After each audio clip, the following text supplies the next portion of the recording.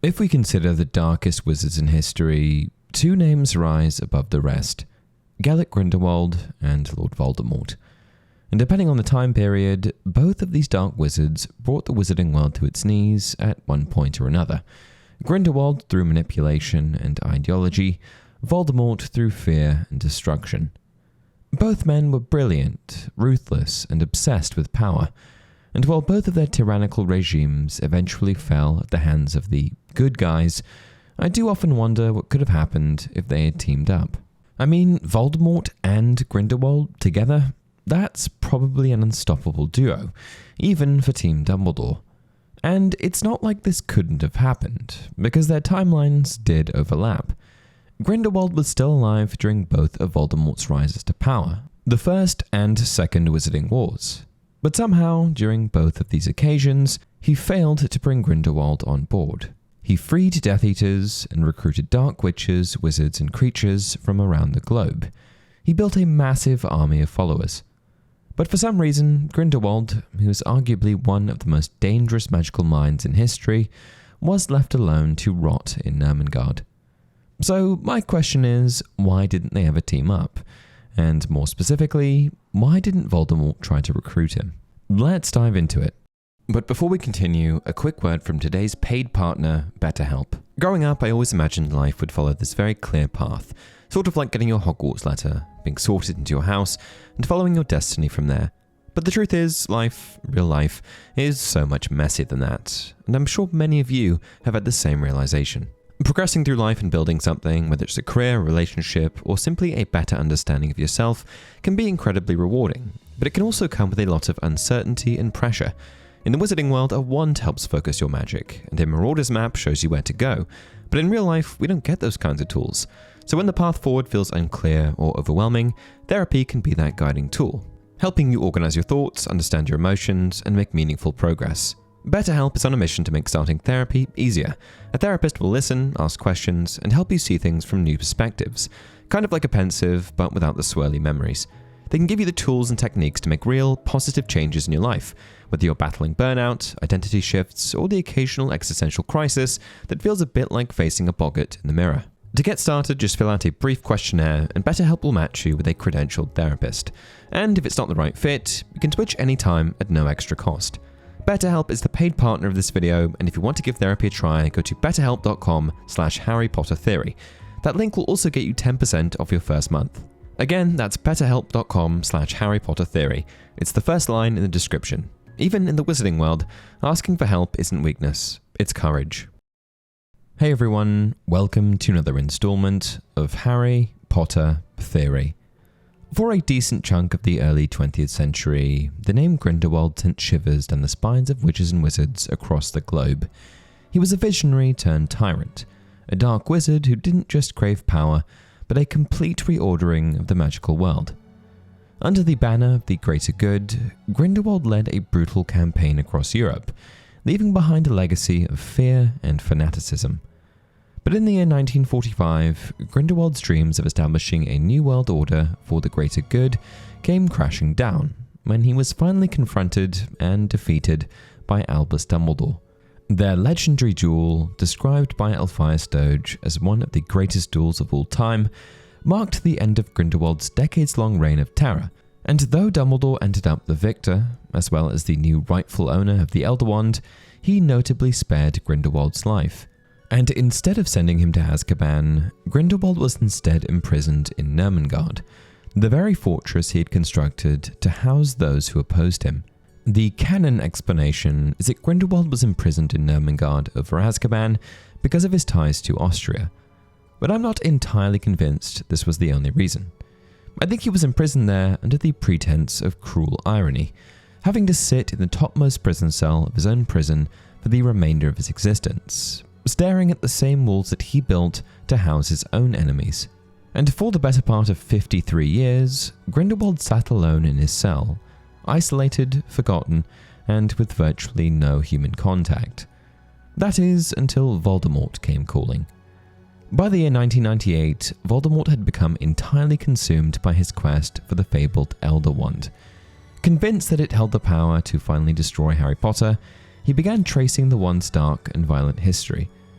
And through tortured confessions and fragmented memories, one name kept resurfacing: Gellert Grindelwald, the brilliant and ambitious young wizard who had once stolen the wand from the wandmaker Mikhail Grigorovich and used it to ignite a reign of terror across Europe. Voldemort's search eventually led him to Nurmengard, where Grindelwald had been imprisoned for over 5 decades.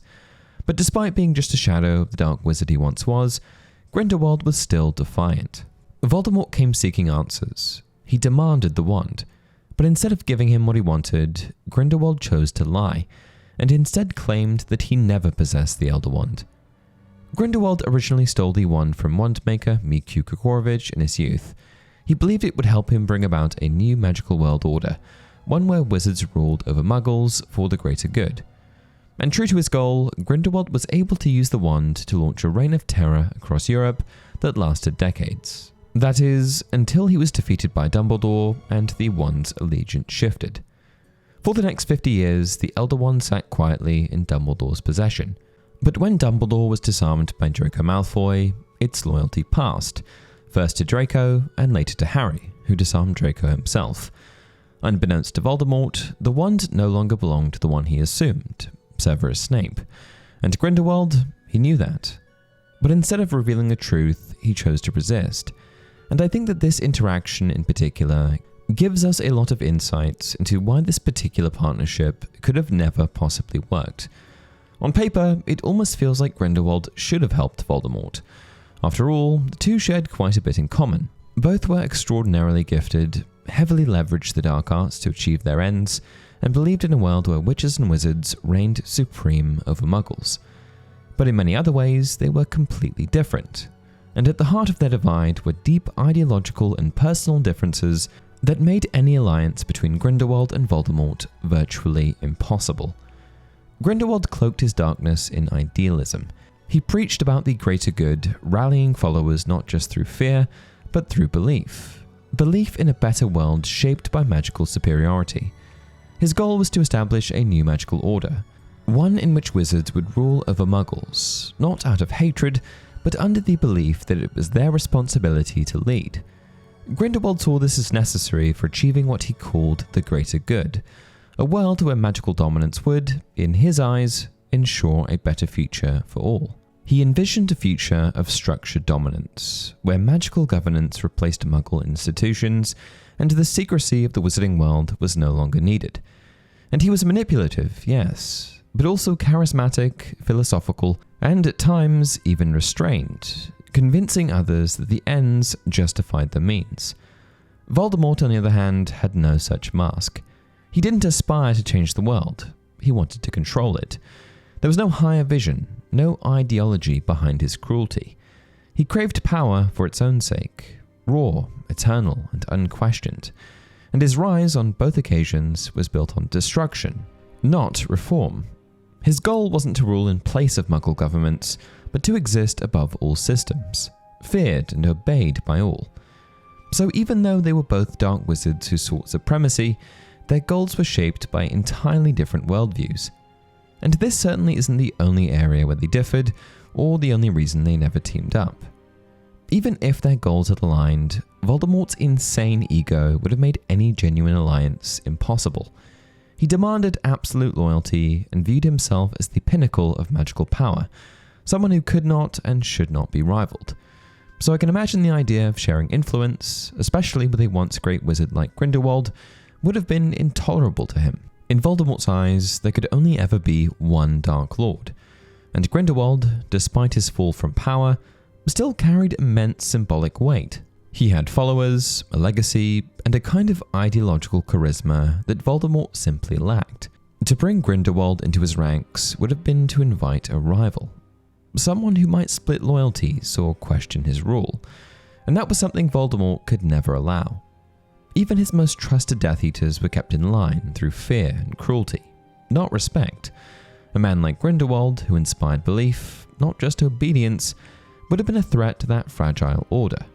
And for Voldemort, any risk of divided loyalty, even the perception of it, would have been enough to discard the idea entirely.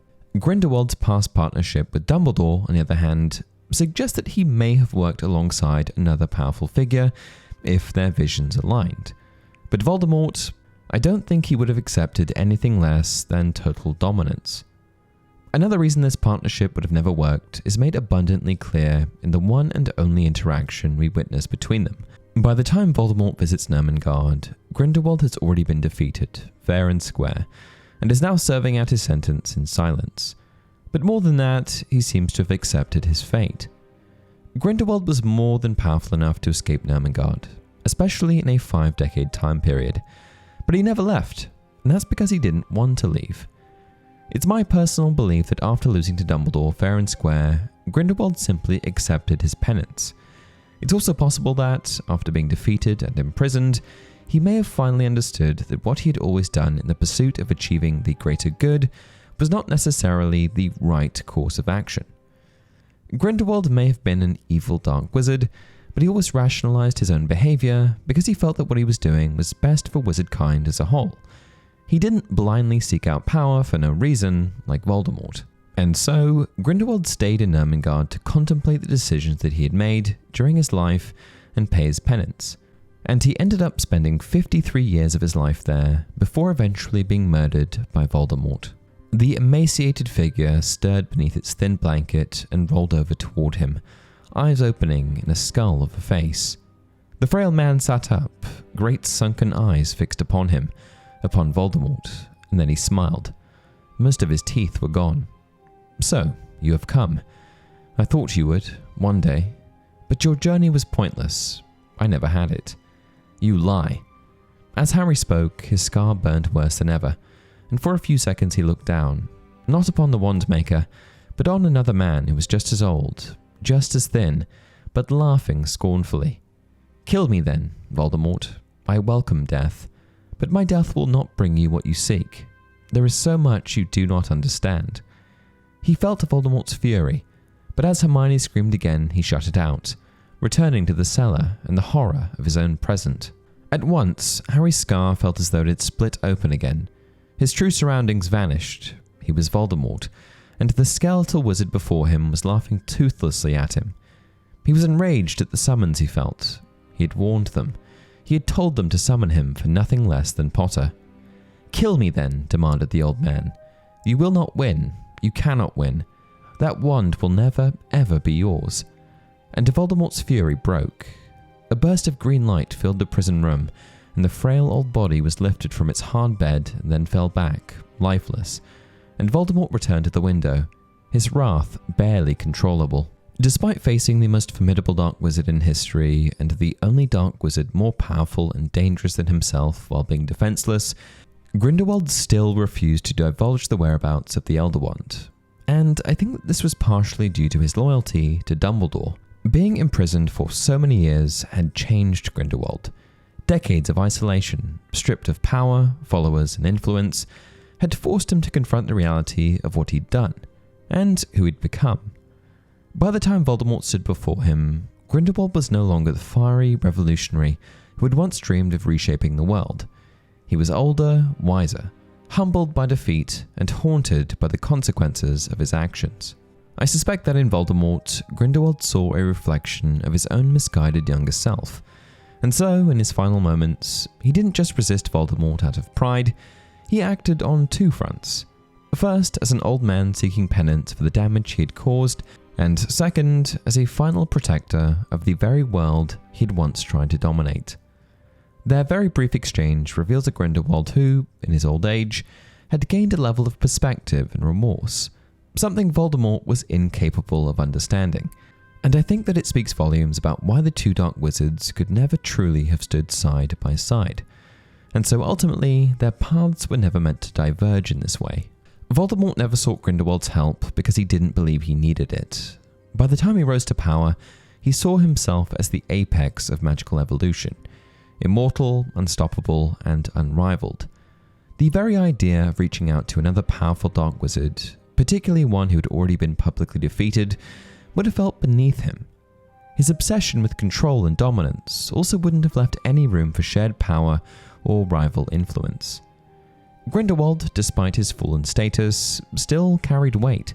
His name, his ideology, and his ability to inspire loyalty could have easily disrupted the fragile obedience Voldemort maintained through fear. To recruit Grindelwald would be to risk dissent within his ranks, to offer a stage to a man who might attract followers not through threats, but through belief. And even if Voldemort had reached out, Grindelwald would have refused. The man we see in Ermengarde is no longer the revolutionary of his youth. He's reflective, burdened by the weight of his past, and, at least in part, repentant. Grindelwald may have been a dark wizard, but he was also a thinker, a strategist, a man with a cause, however flawed. Voldemort was chaos given form, a tyrant driven by fear, bloodlust, and a hatred for death itself. Their failure to unite wasn't some overlooked strategic misstep. It was a reflection of who they were at their core. It stemmed from deep ideological divergence, incompatible worldviews, and a profound mutual distrust. And in the end, their separation may have spared the wizarding world from a darkness far greater than either could conjure alone. And that's it for this video. What do you think? Why didn't Voldemort try to recruit Grindelwald? Let me know down in the comment section down below. Until next time, remember, it does not do to dwell on dreams and forget to live.